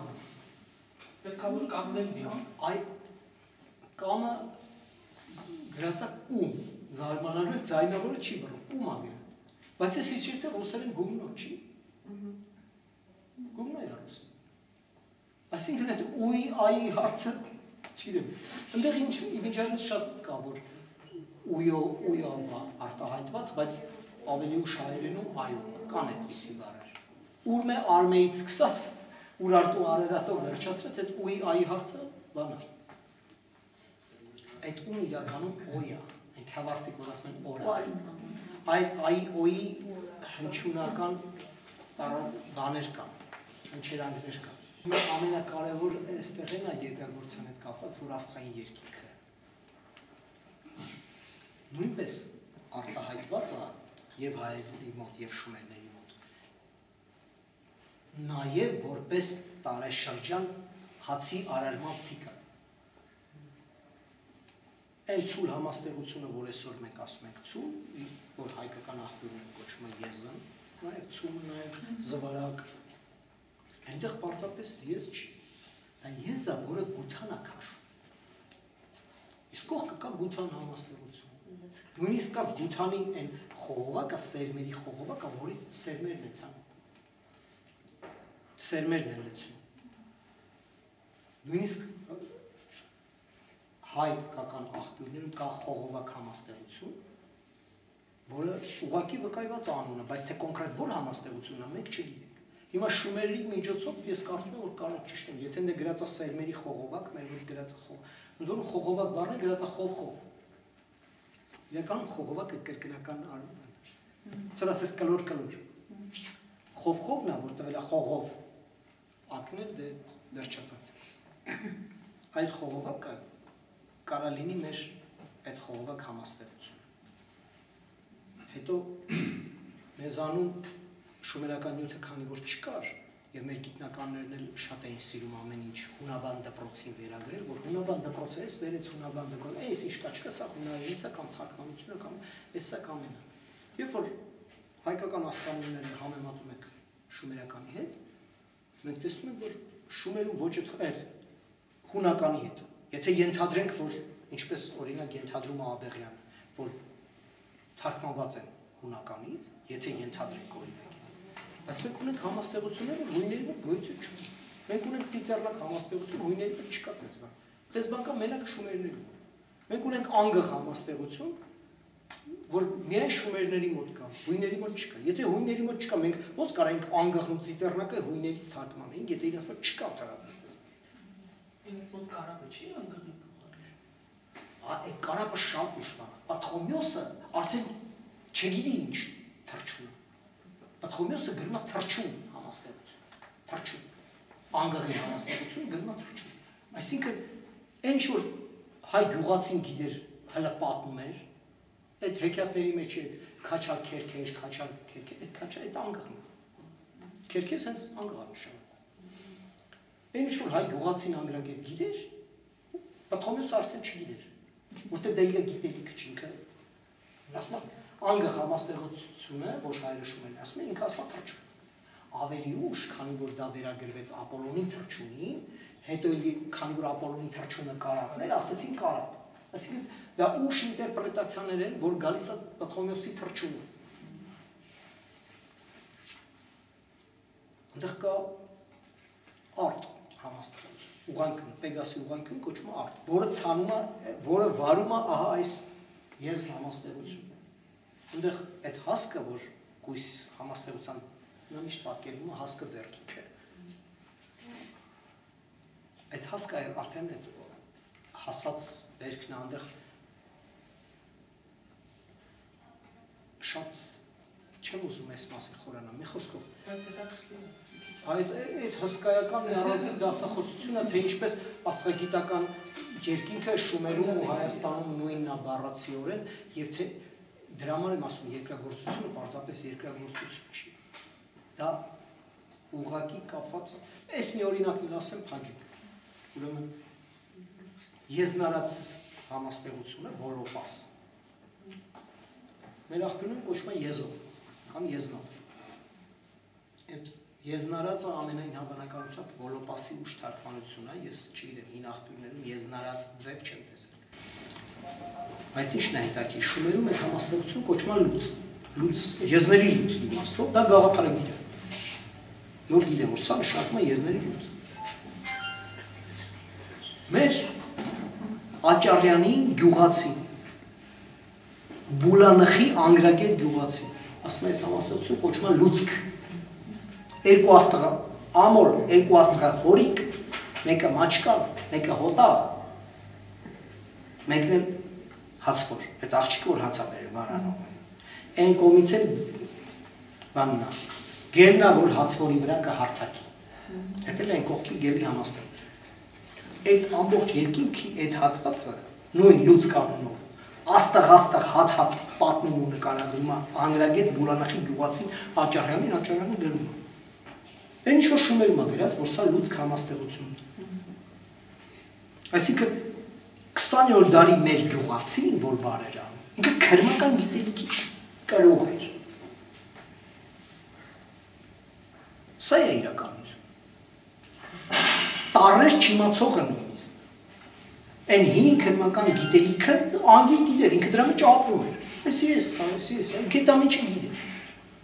Պարզապես պետք է իրան հարցնել ու գրի առնել եւ ինչքան որ հարցերին գրի առան, էլի քյարա էլի բրկվեց։ Այսքան շնորհակալություն։ Եթե հայերենա, շումերենա եւ այլն։ Այսինքն ոնց է Եզրակացությունը հետեւյալն է։ Այն մարդիկ, ովքեր հայկական լեռնաշարից իջել են, բնակեցրել են, այդ տարածքը յուրացրել են,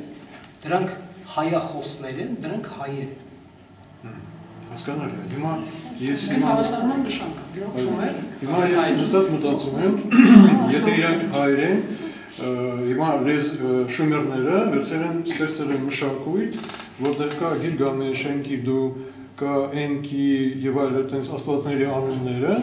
որը հայերը չեն կրում հիմա։ Իրանց մոտ այդ նույն երկվորակները, Սանասար, Բաղդասարն եւ այլն։ Հիմա այդ հակասությունը դուք ո՞նց եք բացատրում։ Ուրեմն ասեմ։ Շումերները, որ իջել են ներքև։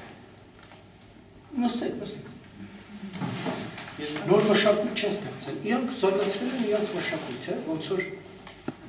Թամանյանը, մեկ Թամանյանի թանգարանում, այն ինչ որ ինքը զարգացրել է այս հրապարակը սարքելիս, ինքը օգտվել է նախորդ ժառանգությունից, ինչ որ բաներ իր ժամանակից ա բերել։ Իրենք զարգացրել են այն, ինչ որ ունեցել են մինչև այդտեղ գալու։ Եվ իրենք շատ կարոտել են իրենց նախահայրենիքին ու այդ մասին շատ են գրել ու խոսել։ Եվ դրախտի մասին պատկերացումը կապված է եղել Հայաստանի հետ, դրա համար էլ իրենց բոլոր հերոսները գնում են Հայաստանում փնտրել։ Ավելին, իրանք նամակներ կան, որ բողոքում են, Արատայի քրմին խնդրում են և բողոքում են, որ ասում են, տաճար սարքող վարպետները չեն գալիս, տաճարները ճակ չքել են։ Դա էլ Արատայից պիտի գար։ Այսինքն մի հատ գաղութ է եղել, էլի։ Դա եղել է գաղթօջախ։ Բայց այդ անունները չէ, որ չեն բռնում իրար։ Հիմա ասեմ, ուրեմն անունների հարցը շատ պարզ է։ Շումերները, ես ընդհանրապես շումերական գրային համակարգը երբ որ նայում եմ, ես տպավորություն է, որ Մեսրոպ Մաշտոցների մեկ ակադեմիա է աշխատել, այնքան հանճարեղ համակարգ է դա։ Այն իմաստով, որ մի կողմից գաղափարագրերով հուշում են իրանք, սեպագիրը գաղափարագիր է, չէ նկար ենք։ Մյուս կողմից հնչյուններով հնչեցնում են։ Օրինակ, կի, այ դուք ասեցիք, ենք, վերցնեք ենք, ուրեմն կի, կամ կե, նույն սեպանշանը միշտ ունի ի է ընթերցում էր։ Կի, կե, գիտեք ինչ անշանակում շուները։ Կեանք, իսկ անքը հոգնակի թիվն է։ Կեա, ապրել, ալը բայական վերջավորությունը, կեցը, թողապրի, բուն արմատնա կե, իսկ իրան գրում են միայն արմատնա, կե, նշանբատ կենթանի, այդ թվում և ասեք օրինակի համար անասում, այսօր ոնց է կենթանի բառը ինչա նշանում, հա նշանակում է ողջ, առողջ կենթանի, համեն նշանակում է ժիվոտնա է, ընդեղ էլ է այնպես, ենկի, ենկե, իսկ ենը տեր գաղափարագիրն է, ես եմ որ են, ենկե նշանակում է տեր կենթանում, գաղափարագիր է, հացնում գինի, տեր կենթանում, նգրած է, տեր կենթանում, հիմա, սա գաղափարագիր է, ենկե, տեր կենթանում, դուք տեսնում եք հակասություն, արդյոք կա աշխարհում մի հատ ազգ, որ ասի տեր կենթանում, բացի շումերներից և հայերից, դուք տեսակ հակասություն, թե տեսակ ընդհանրություն։ Հիմա չէ։ Շարունակենք։ Բայց նա նաև քրիստոնեության բանաձևն է, կենթանի տերը։ Իհարկե։ Ասում ես ուրիշ ազգ չկա, բայց քրես քրիստոնեություն բոլորն են Հիմա շարունակենք։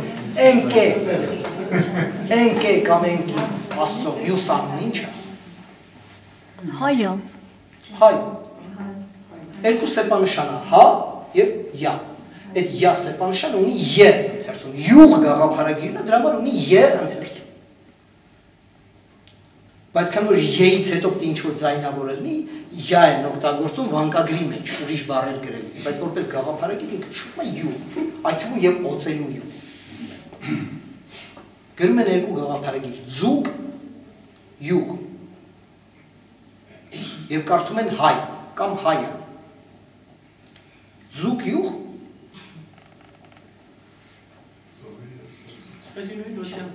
Էդի նույնությամբ։ Քրիստոս որ թարգմանեք հունարենից հետ հայերենի չէ։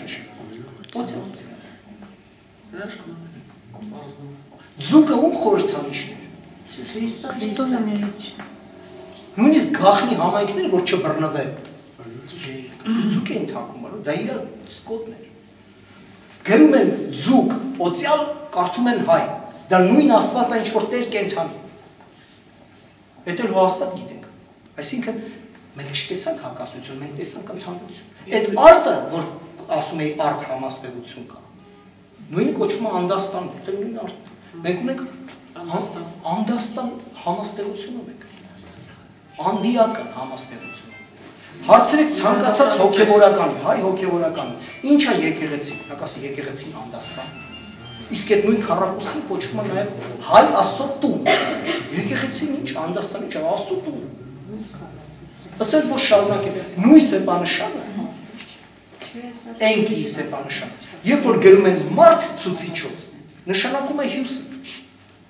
Երբ որ գրում են Աստված ցուցիչով, նշանակում է այդ հայ Աստվածը, դե կենթանի։ Նույն սեպանշանը, երբ որ դնում են ծառ ցուցիչով, դա նշանակում է կաղնի ծառ։ Կամ ուզե կենաց ծառն է։ Կաղնի է վերացին։ Այդ էլ գերմանացիքի աշկրուց։ Ինչ եմ ուզում ասեմ, հակասություն չկա, պետք է պարզապես ուշադիր, հատ, են որ ասում եմ բրինձը, ծավարը, մոխրոտիկի գործը արվի, ես 10 տարի այդ մոխրոտիկի գործը արել եմ, ես առաջի հատորն եմ տպել, մի 10 տարի լանելու եմ երկրորդը տպել։ Որտեղ միայն այդպես կարելի աշխատել եւ այդպես պետք է աշխատել առանց վիրավորվելու համաշխարհային դավերն ու թողներից այդպես չի։ Ինչքան մեր դեմ տրամադրված մարդ կա, իմացեք 100-ական մեզ համակրող մարդիկ կան աշխարհում։ Մանավանդ գործ անելուց հետո ավելի շատ կօգնեն։ Էս էլ ասեմ ու ամփոփենք։ Լավ, մեր հատ հարց կար։ Ես այստեղ քանի մարդ դրան վերաբերյալ էր, իսկ Հովհաննեսի նշանը նույնն է, ինչ որ ձուկ Հայ Աստված նույն նշանն է այսինքն։ Հա, այդպես էլ պետք է լինի։ Բանը ավելին ասեմ։ Երբ որ պատկերված են այդ մարդու մարմնով եւ ձկան գլխով։ Դա վաղուց նկատել են գիտնականները։ Դուք նայեք հայ հոգևորականների կաթողիկոս այդ հարթաքանդակները նույն մեր կաթողիկոսի թագը ձկան բերաններ բաց մի խոսքով դա ինչ վերաբերում է հակասությունները չկան հակասությունները պարզապես պետք է հաթաթ ուշադիր նայել ավելին այդ նույն հայ Աստծո այդ հենց հայ Աստված կա ստեղծել մարդու կապ ըստ շումերների ավելին շումերերում կա մի հատ ուրիշ բառ հայ գիտեք ինչ նշանակում հայ շմա մարդ նույն հայ ամեն հայ ասում չէ հայ նշանակում մարդ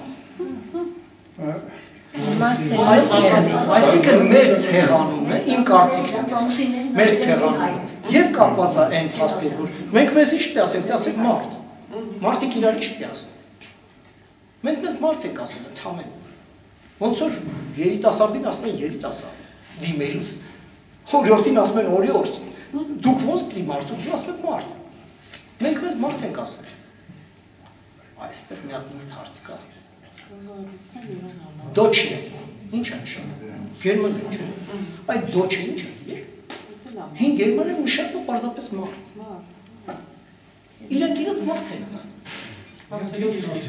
Մարդկանց երկիր։ Ճիշտ ուրիշ ազգեր են, հարևաններ այնտեղ մեկը ասում է, չգիտեմ, քանի որ ասենք հռոմեական նեմեց ռուսն է ասում, որպես չհասկացող ռուսերեն չխոսացող։ Լատինները Գերմանիային ասում այդ պրովինցիայի հետ կապված, բայց մարդը ինքը իրան ինչ ասում, ազգը ինքը իրան ինչ ասում, մարդ։ Այսինքն իրանք են այդ անալիթը դարձել, պահպանել փաստորեն գերմանացիները շատ։ Ես կարծում եմ, որ շատ ազգեր վրացերեն ադամիչ բանա մի խոսքով սենց խոսքով շատ Ներեցեք ասացիք մոտ 2000 բառը շումերից ներկայումս քանի բառ է հայտնի, այսինքն 2000-ը մոտ քանի տոկոսն է կազմում։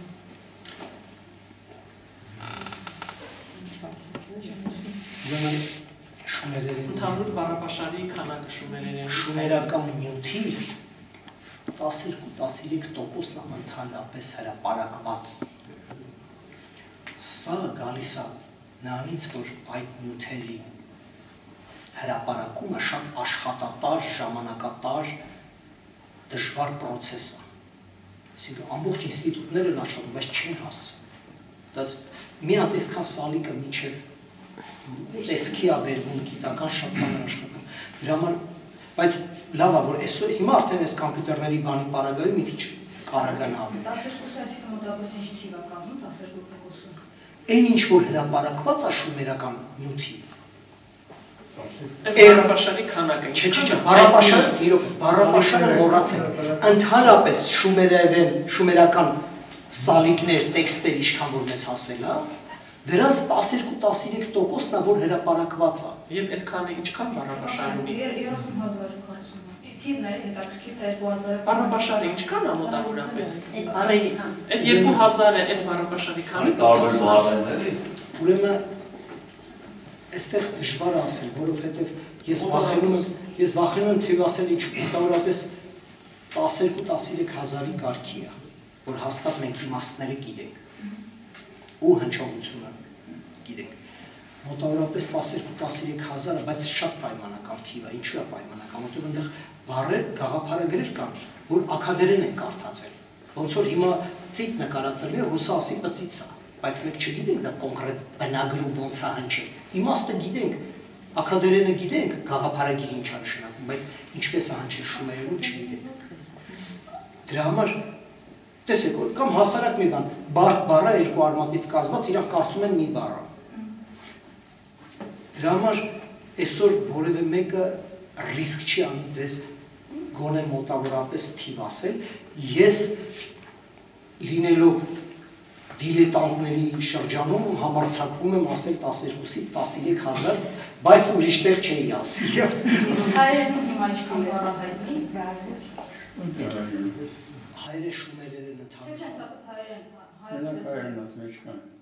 Ուզում համընկնում հասկանալ 2000-ը ինչ կարգի մեծություն է, արդյոք ինքը շատ մեծ թիվ է, թե նորմալ թիվ է։ Ուզում եմ 2000-ը զգամ ես։ Ուրեմն ասել։ Բառարանները մինչև 300,000 տարողություն ունեն։ 300,000 Բառարմատները մոտավորապես 10,000 են։ Բառերը մենք 5-րդ դարում արդեն ունենք 60,000-անոց բառապաշար։ 5-րդ դարի մենք ունենք 60,000-անոց բառապաշար։ Այդ համընկումները հիմնականում արմատներ են, չէ՞։ Չէ, միայն արմատ։ Միայն արմատ։ Բայց տեսեք խնդիրը որն է, մենք հայերեն բառ ասելով ինչ ենք հասկանում։ Լիքը բառեր կան քրիստոնեական գաղափարախոսության հետ կապված, որ եկել են։ Հիմի ասենք եպիսկոպոսը հայերեն բառը, թե չի, իհարկե հայերեն բառը, որտեղ մտածա։ Գրավոր, բանավոր, կաթողիկոսը հայերեն բառը, հայերեն, բայց իրականում հայերեն չի, չէ։ Մենք գիտենք որպես փոխառություն, ուշ փոխառություն։ Այդտենց հսկայական քանակությամբ պարսկերեն բառեր կան կապված պալատի պաշտոնյաների բաների հետ, որ ոնց որ եկել մտել են, այդտենց է մոռացվել պալատի հետ։ Հիմա ես գրավոր եթե նայենք շատ-շատ այդ բառերը, բայց իրականում քիչ են։ Դրա համար ես հատուկ խոսեցի որակի մասին, այսինքն ոչ թե խալաձելնիկ տելևիզոր կաթողիկոս, որ վերցնած բառերը, այլ ձեր, ոտ, աշ, քիթ, բերան, մենք, դուք, ես, վառել, այրել, կրակ, այսինքն նախնական բառեր, որոնք մի ազգ ուրիշ ազգից չի վերցնում։ Այս գիրքը գրելիս ես վիճակագրության հետ կապված ձեզ շատ հետաքրքիր բան ասել, այս 2000 բառի պարագայում արդեն մենք կարող ենք վիճակագրություն պայմանական ունենալ։ Ինչու՞։ Որովհետև մոտավորապես 10-12%-ն է համարվում, այդ ամենածաղկացրած, որ բնիկ հայերեն բառը հայերեն։ Մնացածը համարվում է փոխառություն կամ անհայտ ծագման։ Ինչ է նշանակում անհայտ ծագման բառը։ Օրինակի համար սեղ, պատճառանի բառանում գրած է, որ ոչ մի ցեղակից չեն գտել, որ ասեն հնդեվրոպական արմատից է։ Ոչ էլ գտել են հարևան մի լեզու, որ ասեն ստեղից է վերցված։ Չկա, ոչ, ասում անհայտ ծագման բառ։ Ուրեմն հայերենում մոտավորապես 70-ից 80% բառերի հայոց լեզվի ամենասովորական մեր այսօրվա բառապաշարը։ 70-ից 80% անհայտ ծագման բառեր։ Այդ որ ասում ենք հնդեվրոպական լեզու, այդ ընդհանրապես 10%-ն է հնդեվրոպական, որ դուր, անգլերեն դոր, գերմաներեն դոր, օկը այդ ընդհանրապես 10% է։ Այդ 10%-ն ասում են մի քիչ ծաղկացրած է, 10-ը չկասա։ Այ շումերերեն հայերենը ցույց է տալիս այդ 70%-ի այդ անհայտ ծագման բառերը։ Ոչ պարսկերեն կասկեն։ Ոչ մի ուրիշ շերտ չկա։ Հենց հայերեն։ Ընդ որում մի քանի բառեր կան, որ ենթադրվում է թե պարսկական։ Բայց շումերերենը ցույց է տալի, որ պարսկական չի այդ փոխառությունները։ Դա պարսկական շերտ չի մեզանում։ Որտեղից գիտեք։ Գրած է։ Զուրա ահ։ Զրա։ Նշանակում է հենց զրա։ Գրած է պաշտպանական զենք։ Շումերեն։ 21-րդ դար մթա։ Ինչ պարսիկ ստե։ Բայց աճարանը ենթադրում է, որ դա պետք է որ լինի իրանական փոխառություն։ Բայց աղբյուրը չի նշում, աստղանիշով դնում, հա, այսինքն հիպոթետիկ վերականգնում է, որ հին պարսկերենում պետք է որ լիներ այսպիսի բառ, որից հայերը վերցնեին, բայց իրանք մոռացել են, կորցրել են, հայերենում պահպանվել է։ Կարմեն ջան, դա ամեն դեպքում մի քիչ ներքև է նշում էլի։ Հա։ Հարա։ Հա, ես ինչ եմ ուզում ասել, որ կան դեպքեր, իդեպ նույնը կա նաև սրահ։ Սրահն էլ գրած է պետական շենք։ Շումերում, սրահ։ Պետական շենք, տենց են հասկացել, ամենայն դեպս անգլերեն բառանանի այդ Պենսիլվանիայի բառանանագին է գրել պետական շենք։ Սրահի համար էլ բան չկա։ Վկայված աղբյուր չկա իրանական լեզուում, բայց ենթադրվում է, որ երևի իրանականից է անցել։ Այսինքն այս հայերեն շումերերեն զուգահեռներով մենք նաև ճշտում ենք այն որ ձեռի հետ իրանականին են, շերտին են վերագրել, որ թե որն է, որ իսկապես իրանական է, որն է, որ իրանական չի։ Մենք թափիտակ դրանք էլ ենք լցել։ Այսինքն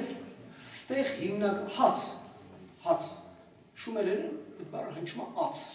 ինչի է հնչում ած, որտեղ հագագային հն հայերենում բառասկզբում կամ չի եղել, հետո է ծագել, բայց եթե նույնիսկ լիներ սեպագիրը այդ հն կարար չգներ, գրած է ած, հացը, գրած է աճարանում, անհայտ ծագման բառ, հացը ոչ ոք չի լինի, որ դեից է ծագում, որտեղ հայերից բացի, հայերենի այդ հաց բառի ցեղակիցը չեն գտել, ոչ մի եվրոպական լեզու, բրեդ, խլետ, բան չկա հաց։ Չկա, բայց հարևանների մոտ չենք թե որ ասեն վրացիներից են փոխառել, պարսիկներից են։ Ուրեմն հայկական է։ Բայց հացը,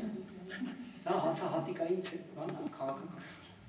Պետք է պայման հայկական լինի։ Միակ էլ հարցերը կներեք, իսկ ընդհանրապես շումերենը համեմատվել է տարածաշրջանի այլ բառերի հետ, համընկնումների քանակը մոտավորապես ինչ կա։ Ասա, ուրեմն շումերենը համեմատվել է Պոլինեզիայից սկսած այդտեղ, երբ որ ասացին հնդեվրոպականը, հետո սրանց ասեցին դուք ֆաշիստ եք, Անգամ Պոլինեզիայից ու ամբողջ մնում էր Մարս հասնեն։ Էլ լեզվանտանիք կորած մոլորած ցեղախումբ չկար, որ չփորձեին համեմատել։ Իսկ հայերեն այլ լեզուների հետ ինչ կարգի Մի րոպե դա վերջացնի, վերջացնի։ Այդ բոլոր համեմատությունները որևէ արդյունք չեն տվել։ Իսկ հայերենի հետ համեմատություն հիմնարար չի արվել։ Ինչի՞ չի արվել, որտեղ այդ շումերագետներից ոչ մեկը հայերեն չգիտեր։ Մեկ, երկրորդ ես իմ զեկուցման սկզբում այս քարտեզը որ ցույց էի տալիս, ինչի՞ համար եմ ասում։ Այն գլխից ասեցին հայերենը ընդհանրապես չի կարող կապ ունենալ։ Հնդեվրոպական լեզու չի սա, որտեղ էրգատիվ հոլով ունի մեկ, հայերը Բալկաններում են, Աստվածգետի Կարպատներում են, հնդեվրոպական նախայրենիքը որ դե հերո են երկու աշխարհագրորեն, հայոց լեզվում ընդհանրապես գոյություն չունի շումերական ժամանակներում 3 ինչ հայեր են, մոռացեք ու փագեցին։ Այն բոլոր փաստարկները, որով փակվել էր այդ թեման, այս ընթացքում հերքվեցին։ Հայերենը պարզվեց բնիկա, պարզվեց շումերների հարևանն, պարզվեց ավելի հինը, եւ պարզվեց, որ Եփրատի վերին հոսանքներից իջնողները մեծ հավանականությամբ եւ նույնիսկ անխուսափելիորեն պետք է հայախոսեն։ Այսինքն, այս ամբողջի նոր լույսի ներքո մենք պարտավոր էինք նորից ստուգել։ Մյուս կողմից այն բառերը հնչողությունը, որ հայտնի չէ 20-ական 30-ական թվերին, այսօր հայտնի է շումերական։ Այսինքն, սա առաջին փորձն է համեմատելու հայերեն եւ շումերերեն բառերը իրար հետ եւ առաջին փորձից մենք ունենք 2000-ից ավել բառ, որը 6000 տարվա տարբերությամբ դա բան է, ուղղակի ջախջախիչ նույնությունը։ Համեմատեք գրաբարի հետ մինչև այսօր քանի քերականական ընդհանրություն կա։ Ոչ մի։ Ոչ հոգնակի կազմում, ոչ բայի խոնալու, ոչ մի բան։ Քերականությունը փոխվել այո, բացարձակ փոխվում, շատ արագ է փոխվում։ Այս գրաբարի հետ էր համեմատած 2000 Ես համեմատել եմ այն բառերի հետ, որոնք մեր գրավոր աղբյուրներում վկայված են։ Ես չեմ ասեմ, մեր կողքի գեղում այսինչ բարբարում տենց են ասում։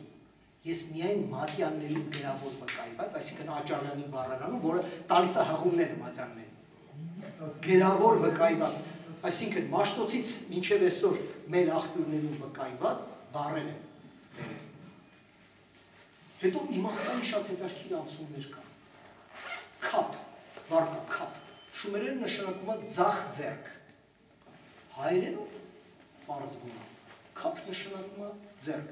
պարզապես ձեռք։ Այսօր մենք մոռացել ենք այդ բառը, բայց այդ բառը միջնադարում կար։ Ինչի է հենց ձախ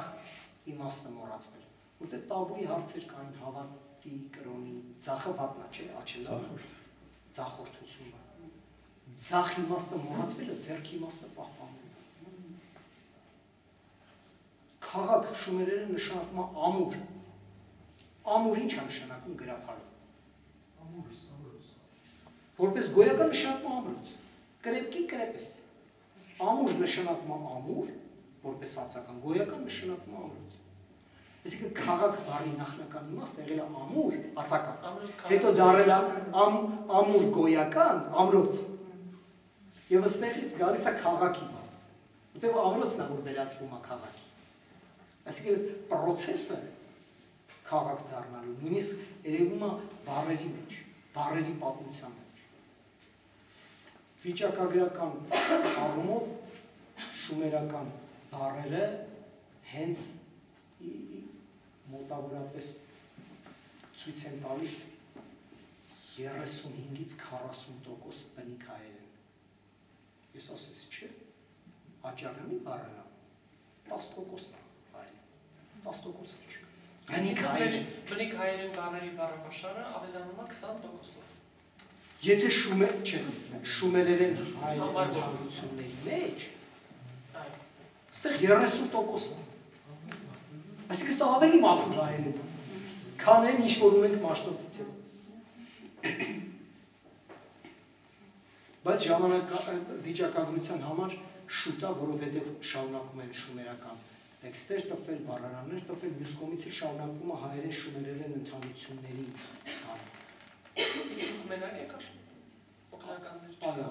ես ցանկացողներ չկան այս ասպարեզում աշխատելու։ Մեր երիտասարդներից լեզվաբանի շատ ցավալի հարց։ Ոչ մենեջերությունը, ոչ տեսակետությունը, որը մեկի սովորացնել, եթե ուզենք։ Իսկ ասենք շումերեն գրերի ու մեր հայկական սեպագրերի մեջ նմանություններ եղել են։ Ես տեսել եմ այդ նմանությունները, օրինակ եթե դուք նայեք ոչ միայն շումերական, ցանկացած բոլոր սեպագրերը շումերների սեպագրեր են։ Շումերական սեպը վերցրել են A, օրինակ A սեպանշան կա, որ պարզապես A-ը հնչում։ Այդ A-ն օգտագործել են, խեթերը իրանց լեզվով են գրել, որտեղ A-ը պետք է այդ շումերական սեպն են դրել։ Բոլորն էլ գրել են շումերականով, պարզապես իրանց լեզվով։ Օրինակ A սեպանշանը մեկին մեկ մեր այգուբենի A մեծատառը։ A սեպանշանն է։ Երևում է, չէ՞։ Բոլոր սեպագիր լեզուներում ուրարտեր են, խեթեր են, շումերեր են, աքադերենսի A սեպանշան է։ Հա? Երկուսը միասին։ Երեք միասին։ Այս երեք սեպերը իրար հետ A սեպանշան։ Հիմա սա մեր մեծատառան չի։ Երբ որ դուք փորձում եք արագ գրել, դուք պետք է կպցնեք սա։ Եթե դուք չեք պոկում գրի, չէ՞, անկախ նրանից դուք մոմի մեջ եք գրում, կավի մեջ եք գրում, թե թղթի վրա եք գրում, թե մագաղաթի վրա եք, եթե դուք չեք պոկում, սա սենց անում մարդը։ Եթե դուք չպոկեք ձեր գործիքը մակերեսից, սենց անում։ Այսպիսի բաներ կան, բայց ես հատուկ փորձել եմ չգնալ այդ ճանապարհով, ես աշխատում եմ դիցաբանություն, այլն, ոչ մի տես բաների մեջ չմտնում։ Մաքուր լեզվաբանական նյութ։ Գրածած մոտեցումը եւ նաեւ Կարծիքները հետ։ Հա։ Հիմա հարցեր։ Այսպիսի բաներ նկատել եմ, օրինակ բա սեպանշանը, որ բահա նկարած, մեր բային շատ նման։ Արտասանացի ջոն ծանոթ հական կամ գործընկեր ունեք, որ տեղակա սրան ու ձեր կարծիքի ջատագործն է։ Ուրեմն